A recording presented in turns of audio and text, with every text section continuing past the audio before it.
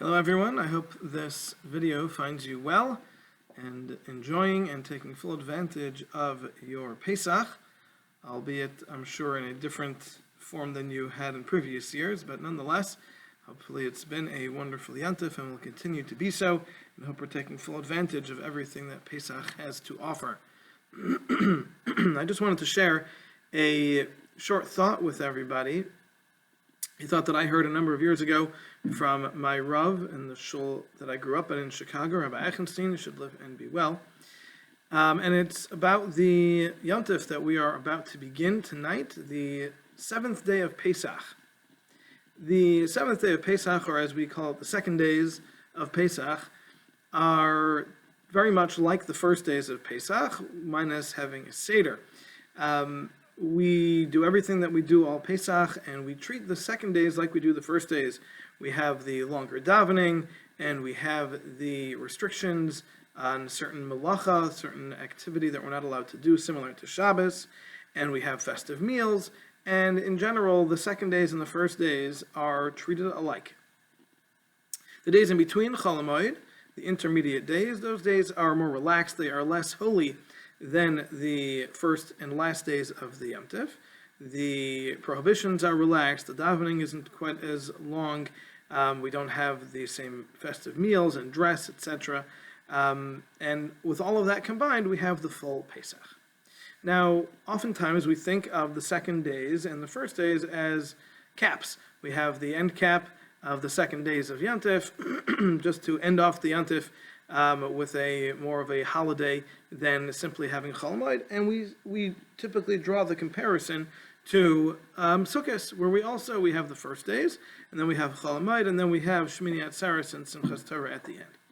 However, the reality is that it's not a very good comparison at all, and that is because on Sukkot, the last days are not at all part of Sukkot, because the last days are their own holiday. It is its own Yom Tov.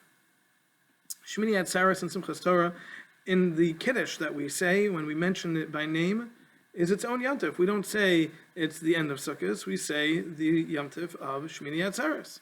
And the same is true in davening. When we mention the Yom Tov by name, we don't say Sukkot anymore, we say Shmini Atzeres. We don't sit in the Sukkah anymore for the most part. We don't shake the lulav and esrog. There are many who don't eat in the Sukkah at all, save perhaps making Kiddush, in order to show that it's not part of Sukkot anymore, because it is its own holiday. And why we have that, and why it's its own thing, and why it immediately follows Sukkot, that's another discussion we can have in 6 months when that's the time, because if I try telling you now, I'm sure you'll forget it by then. But sticking to the topic at hand, that is not at all the case at Pesach. Pesach, the seventh day, is Yom Tov. The seventh day is the holier day. And on Sukkot, the seventh day is Hoshana Rabbah, which is Chol HaMoed for all intents and purposes, although it does have a significance in other ways, certainly not anything that we find in the Torah itself.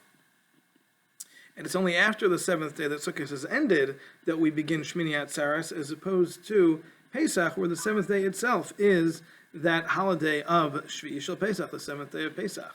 So Sukkot does not have an end cap. It doesn't have those days at the end which are holier days for the Yom Tov. Sukkot simply has a second Yom Tov that follows after Sukkot is over. Pesach, on the other hand, the first and last day are holier days. So the question is, what exactly is this seventh day of Pesach? What's it about? So we know that the seventh day of Pesach is the day that the splitting of the sea took place. During that time when we were leaving Egypt, so we came to the Reed Sea, and the tremendous miracles happened there that Hashem split the sea, and we were able to pass through it on dry land, and it was comfortable and everything. And then when we had finished, the sea came crashing back down to drown the Egyptian army. And we then recognized that our salvation from Egypt was complete. The Egyptians would never be a threat to us again. We would never have to be looking over our shoulders again for those Egyptians who had enslaved us for so many years. And that recognition brought us to song. We sang Az Yashir, the song at the sea that we say every day now. in davening, and it was a tremendous event. And that took place on the seventh day of Pesach. So there's a very interesting Sforno, an Italian commentator from, I believe he lived in the late 15th century, where he says as follows. When the Pasuk describes the seventh day of Pesach and says, Uvayem Ashvi Atzeres Lashem Elokecha, that on the seventh day of Pesach should be an Atzeres, and Atzeres either means a day to stop, to hold back, or it means a day to gather together, but both of them are true over here. And lo sasa malacha, you should not do malacha, the forbidden activity that is not allowed on Yontif, like the first days, is not allowed on this day either. So the Sforno says as follows: Netzru ba Yisrael yachtav la'avodas hakel yisbarach. The Jewish people stopped and gathered together, and in unison they did this to serve Hashem. V'sharu le'shira b'shviyah shel Chag HaMatzos, and they sang this great song, Az Yashir, the song at the sea, on the seventh day of Pesach. Lefichach, therefore, Nikdash Oiseh Hayom, that day became sanctified.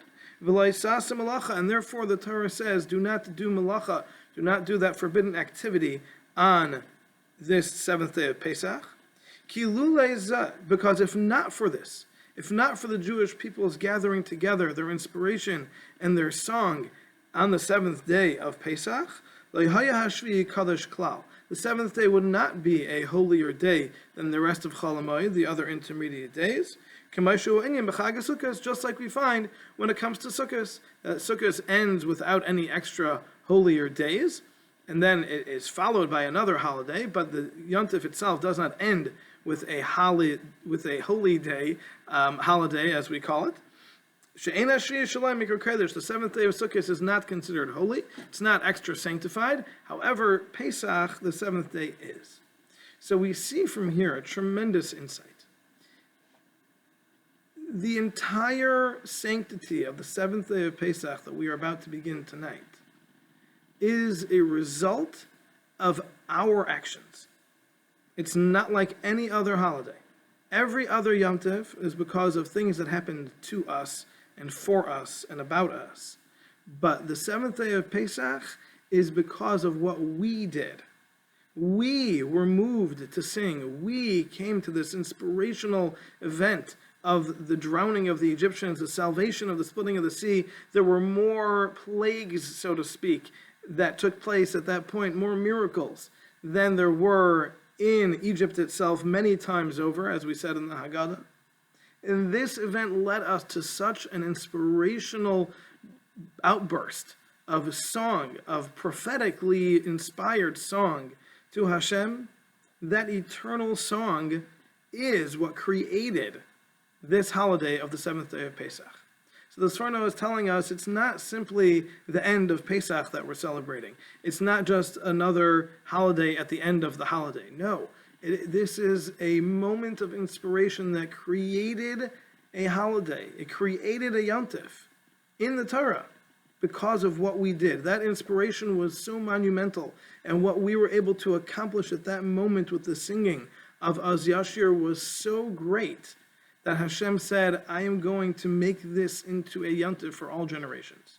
And therefore, tonight and tomorrow and the next day, as we go through this Yontif, and we re-experience some of that salvation, we should try our best to use this inspiration to become re-inspired and live with this inspiration, take it far into the future, and we should fully take advantage of this entire Yontif as we have until now, and now even more so with the seventh day of Pesach, recognizing, appreciating, and being inspired by Hashem's salvation in every generation.